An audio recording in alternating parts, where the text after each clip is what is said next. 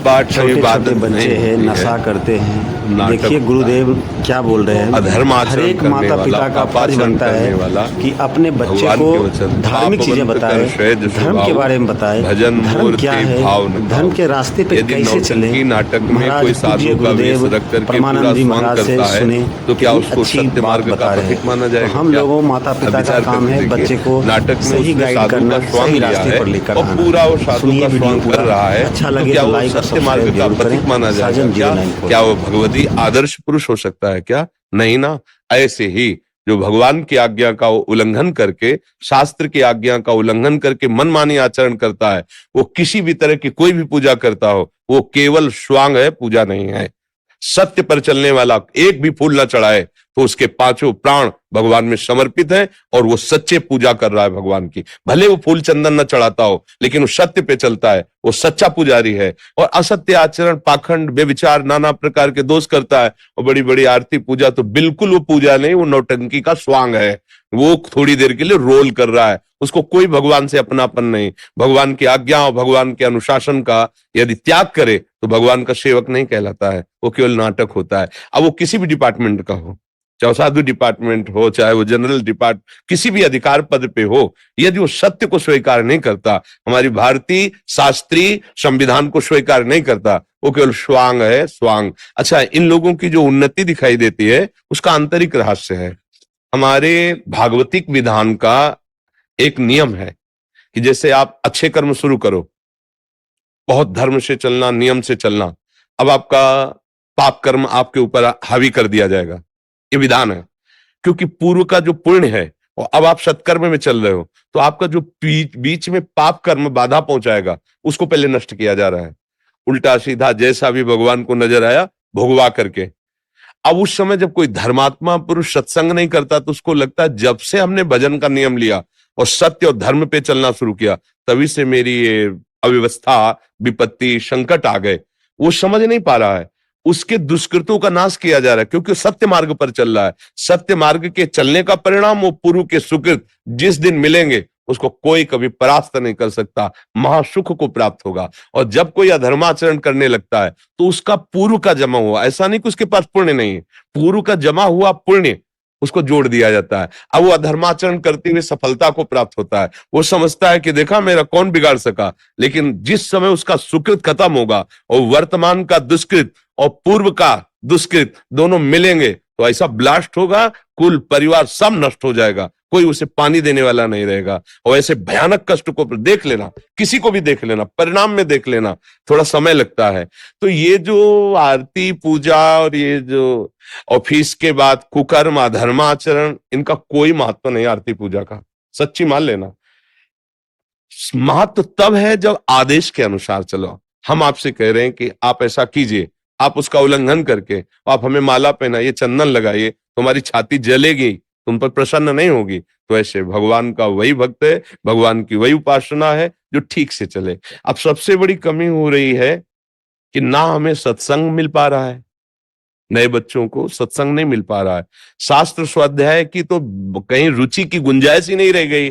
अगर कहीं किसी को प्रेरणा भी मिले तो मित्रगण उसे कह देते हैं सब पंडितों की गप्पे लिखी हुई शास्त्रों में क्या। तो शास्त्र स्वाध्याय करने पर पुण्य होता है, बुद्धि पवित्र होती है और फिर मनुष्य का क्या कर्तव्य निर्णय होता है। अब नवयौवन अवस्था में एक आनंद की उमगन होती है, उस उमगन को यदि सही मार्ग में न लगाया गया तो बेविचार में, व्यसनों में, हिंसा में, इसमें वो अब कैसे सुधारा जा सकता है? क्योंकि सुधरना चाहे तो सुधारा जा सकता है। माता पिता अपने बच्चों को बैठाल करके सतमार्ग का उपदेश करें, पर खुद सतमार्ग में नहीं तो वो कैसे उपदेश करें? वो तो उपदेश करते हैं गिलास लाना, थोड़ा वो नमकीन उठा लाना, तो ला रहे हैं, शराब की बोतल रख रहे हैं, गिलास रख रहे हैं, उनको लग रहा है जब मेरे पिता पी रहे हैं तो कुछ तो ना कुछ है स्वाद, वो भी पी रहे हैं। अब वो समझ रहे सिगरेट बीड़ी पिताजी मंगा रहे हैं, हम पिए। अब वो बैठे हुए हैं और इतने वो मूढ़ता को प्राप्त हो रहे हैं कि उनको पता नहीं मैं जो आचरण कर रहा हूं हमारे बच्चे अनुकरण करेंगे। वो छोटी मोटी क्रियाओं को देखकर व्यभिचार में प्रवृत्त हो रहे हैं। पहले माता पिता अपने आप को शास्त्रीय सम्मत मार्ग पर लाएं, तब वो बच्चों को उपदेश कर सकते हैं। कई बार हम भी बहुत दुखी हुए हैं कि ये जो समय चल रहा है ये आगे हमारे देश के लिए, हमारे भविष्य के लिए बहुत हानिकारक है। क्योंकि जहां मजबूत होनी चाहिए हमारी नींव, वहीं हम गड़बड़ हो रहे हैं। अभी 17-18 के हैं और वीर दोष से युक्त हो चुके हैं। कितने ऐसे बच्चे जिनको औषधियों के द्वारा वीर पुष्ट करने की सलाह दे रहे हैं, उनको आसनों प्राणायाम में लगा रहे हैं। ये अवस्था वीर नष्ट होने की है। क्यों नष्ट हो रहा है? क्योंकि ये मोबाइल है, जो चाहे देख सकते हैं, जैसा चाहे भाव विचार कर सकते हैं, और जब मित्रों से मिलते हैं तो उसे सुख का वर्णन करते हैं कि ऐसा करने से सुख मिलता है, ऐसा करने से सुख मिलता है, और वो सब सुख की लालसा में दुख यो नया, ये सब दुख देने वाले फिर ऐसी प्रवृत्तियां हो जाती है कि वही चल करके हिंसात्मक प्रवृत्ति वाले कानून का भारी भारी अपराध करके जेलों में पड़े हैं या तो मृत्यु का शिकार बनते हैं। और ये सब नई पीढ़ियां तभी सुधरेंगे जब कम से कम उनको ये बताया जाए कि मनुष्य जीवन कितना कीमती है और इसका उद्देश्य क्या है और सुख कैसे प्राप्त होता है। सुख केवल भोगों में नहीं है, भोगों में होता आप सबके पास है। हृदय से देखो, क्या विश्राम मिल गया? क्या गोस्वामी तुलसीदास जी जैसा कहते हैं कि जाकी कृपा लवलेश ते मतिमंद तुलसीदास हो, पायो परम विश्राम राम समान प्रभु। जैसे केवट कह रहा है अब कछुनाथ न चाहे, क्या ये विश्राम है? नहीं, चाह पे चाह बढ़ती। इसका मतलब अभी हम सही सुख को नहीं भोगा। अगर सही सुख मिल जाएगा तो रोम रोम प्रफुल्लित होकर सुधारा बहेगी और हृदय से भगवान से भी कहोगे कि अब कछुनाथ न चाहे। प्रभु आपने जो दिया आप नहीं चाहिए, बहुत है, बस आप अपना प्रेम दीजिए। छोटे छोटे बच्चे, छोटी छोटी बच्चियां जो शास्त्र सम्मत जीवन व्यतीत करके हमारे देश के काम आ सकते हैं, वही अपने जीवन को नष्ट कर। अच्छा, कोई ना दंड दे तो स्वयं दंड देते हैं। कितने ऐसे हमारे सामने नवयुवक आए कि महाराज जी मैं आत्महत्या करना चाहता हूं।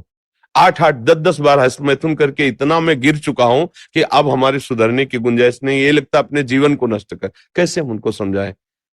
अब ये अवस्था, जैसे 20 वर्ष तक आप ब्रह्मचर्य रहे, फिर गृहस्थ में जाएं तो आपका कुछ नहीं बिगड़ने वाला। जैसे गेहूं की फसल है ना, एक किसानी भाषा में उसे गलेत कहते हैं। गलेत माने अभी बाली आ रही है, अब आप काट लीजिए, एक भी दाना आपको नहीं मिलेगा और 1 महीने रुक जाइए, वो परिपक्व दाना हो जाए तो 60 मन 50 मन उसी में खेत में निकलेगा। ऐसे ही ब्रह्मचर्य की जब ये नव किशोर अवस्था होती है, इसको ब्रह्मचर्य में रखना चाहिए। और जहां वो पाणी ग्रहण संस्कार आदि गृहस्थ में जाए कुछ नहीं बिगड़ेगा, क्योंकि उसका ब्रह्मचर्य पुष्ट रहा है।